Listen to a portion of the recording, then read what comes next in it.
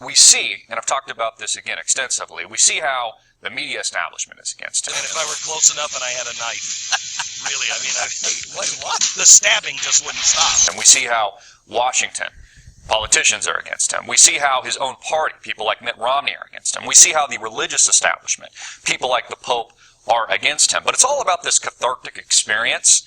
I think this is what the New World Order elites have orchestrated for a reason, to give the American people that cathartic experience, that Freudian release. Because people are angry. They're looking for something different. They're looking for that anti-establishment character to be the next president of the United States. Same thing with Bernie Sanders. And it's exactly why they won't win. Because it's all pre-planned. It's all engineered. It's been orchestrated from the beginning. Hillary Clinton's the next president of the United States in 2016. I'm not saying that to be defeatist. I'm not saying not to vote for Trump. In fact, that's why there should be even more support behind Trump. Why you should get on board. You should vote for Donald Trump. That we should try to stop this inevitability. But we have to come to terms with the fact that the whole system, the two-party paradigm, is an illusion. The whole system is a joke. It's been pre-planned and orchestrated from the beginning to serve this New World Order agenda. And Hillary Rodham Clinton is the main entree in 2016. You know, she talked a lot about, last night they were talking about the Flint water crisis and how this was just a horrible thing to happen to the children, etc., which it is. And I'm not saying that there's not huge gravity to that situation. It's one of the reasons why we're a big proponent of water filtration systems. We sell them at our store at amtvmedia.com. I encourage you to buy one. I own several of them. It's a big deal. But it was interesting to see Hillary Rodham Clinton talk about the fact that she would prosecute those involved, that she would hold them to the law. She even talked about potentially firing the head of the EPA. Same with Bernie Sanders, although I think he actually has good intentions behind it. Well, I'll start by saying amen to that. We are here in Flint. I'm very grateful that my request that we hold this debate be held here so we can continue to shine a very bright spotlight on what has happened in this city. I agree. The governor should resign or be recalled, and we should support the efforts of citizens attempting to achieve that. And her rhetoric was just so firm, how she's going to prosecute.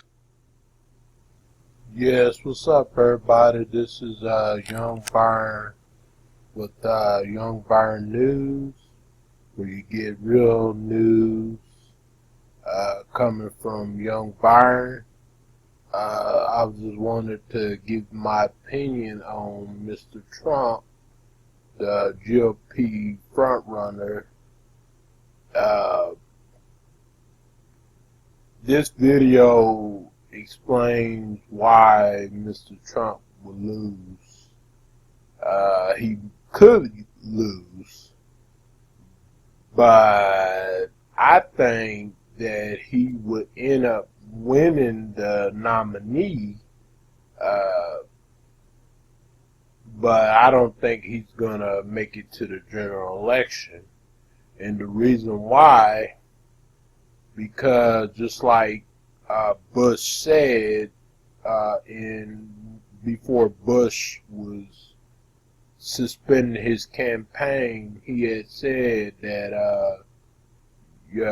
Mr. Trump, you cannot just go through this whole election insulting people.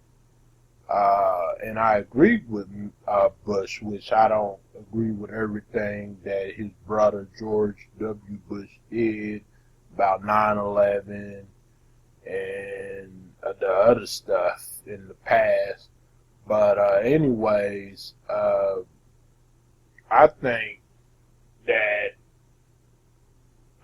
his rhetoric, Donald Trump's rhetoric, and his hate for Muslims and women and blacks have helped them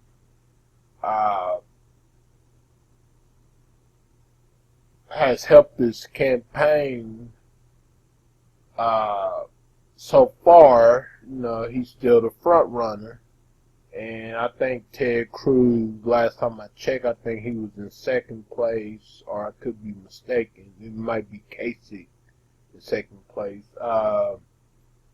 But I think that Mr. Trump is not the best choice for the GOP establishment, and here's why. He doesn't have a record of supporting conservatives. He doesn't have a conservative record at all. Mostly his record is on liberals. He helped liberals for 40 years, which I said in previous videos. And then he changed his position when he started to run in 2016. He changed his position to conservative. And everybody know that he would never be able to win as a Democrat because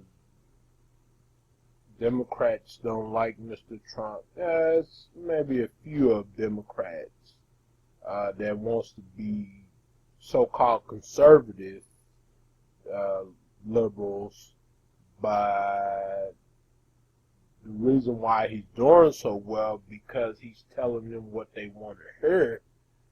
And for years, politicians have been lying to the American people and the American voters about what they're going to do when they get in Oval Office, or even when they get into a government position, or when they get into Senate. I'm not saying all of them,